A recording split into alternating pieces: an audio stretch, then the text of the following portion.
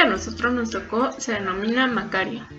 Los personajes son el niño, en el cual cabe hacer cierta aclaración que decidimos denominarlo Macario, ya que es el nombre del cuento y en ningún momento se menciona como tal dentro de la lectura, simplemente se hace referencia a como el niño.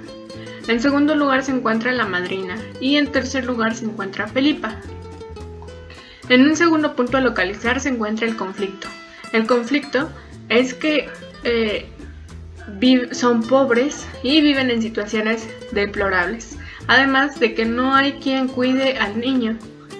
Y este niño es muy hiperactivo, ya que a cualquier lugar que van deben amarrarle las manos para evitar los conflictos que éste pueda realizar. Y también, dado que le encantaba jugar con los sapos y las ranas, incluso se alimentaba de ellas. La resolución que le dimos es que el niño se duerma y así se olvide de todos sus problemas e incluso del hambre que tenía.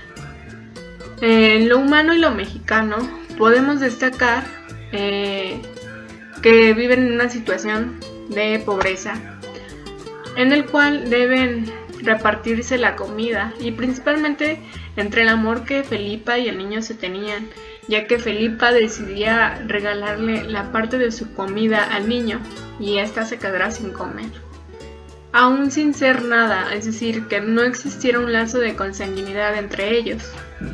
Lo mexicano lo encontramos en los modismos utilizados dentro de la lectura, también en el miedo de inculcarle miedo y temor al niño para que se portara bien, ya que le decía Felipa y su madrina que si no se portaban bien jamás iba a conocer a sus padres.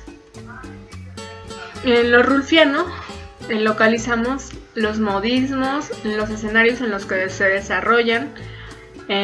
Por ejemplo, se mencionaba en la lectura que al salir de sus casas se encontraban con guerras, con gente aventándose piedras y muy violento, sangriento por así decirlo. Y también en los nombres estrafalarios muy raros que se utilizaban, entre ellos pues Macario y Felipa. También las figuras católicas que existían en la lectura. En ellas se mencionaba mucho la iglesia y a lo católico. Y finalmente debemos adaptarlo a un contexto actual, por lo cual decidimos adaptarlo a una situación en la que una mujer contrae COVID, siendo muy pobre y no tiene con qué cubrir sus gastos médicos, por lo cual pues muere, dejando así a un niño huérfano que no tiene familia y pues queda a su suerte. Y después gente de su alrededor que la apreciaba, amigos o que simplemente la conocían, pues deciden hacerse cargo del niño. Y pues eso sería todo, esperando que haya sido de su agrado. Bueno, yo les voy a hablar del desarrollo de Macario. Es un niño entre 8 y 12 años, la cual nos cuenta que vive con 2 mujeres siendo huérfano. Estas 2 mujeres es su madrina y Felipa. Una es buena con él y otra es mala. Felipa es la mujer buena, puesto que le da de comer, lo alimenta además e incluso le da leche materna, puesto que por otra parte su madrina le exige, lo lleva a la iglesia, lo castiga, etc.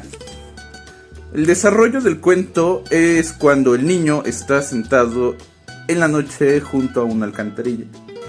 En esta nos cuenta que él está esperando que salgan unos sapos para que él pueda matarlo, puesto que la noche anterior su madrina no pudo dormir, por lo tanto lo mandó a él a matarlas para que ella pudiera descansar. Mientras él está sentado nos desarrolla un poco de su vida. Él nos cuenta que es muy latoso, que come mucho, que Felipa es buena con él, que le da leche materna, que es dulce, él le gusta comer, se ha comido incluso los sapos, y que por otra parte su madrina se lo lleva a la iglesia, le tiene que amarrar las manos, es mala con él, etc. El niño vive en situaciones deplorables, puesto que no nos menciona que estudia, que es pobre, que come racionalmente, por lo tanto no se satisface al 100. La época en la que nos cuenta el niño la historia podría ser antes del 1930, e incluso en un pueblito, es mucho de Rulfo, porque él nos cuenta que pues hay pobreza y la religión está muy a lo que da en ese tiempo. Por lo tanto, se podría decir que es de 1930 para atrás. El niño dice que se siente mal y que tiene miedo a una sola cosa, de irse al infierno. En ese infierno, él nos cuenta que él no se quiere ir para allá, que él quiere ser bueno, pero de alguna u otra manera se porta mal. Por ejemplo, azota su cabeza contra diferentes partes de la casa. Entre ellas la que más le gusta es el piso. ¿Por qué? Porque suena muy hueco. Entonces entre más fuerte golpea él el piso con su cabeza, más hueco suena. Y esto le gusta porque se asemeja al sonido del tambor que suena cuando se está llevando a cabo la misa en la iglesia del pueblo. Él nos cuenta que tiene miedo y que su madrina le mete mucho miedo con castigos morales. Por ejemplo, le dice que si sigue portándose mal, los bichos que tiene en su cuerpo se lo van a comer, alacranes, serpientes y grillos. Entonces él por las noches se queda muy quieto para que no se lo coman los insectos. Él tiene miedo de morir y de irse al infierno. Ni siquiera pasar por el purgatorio, donde él nos cuenta que se encuentran sus padres.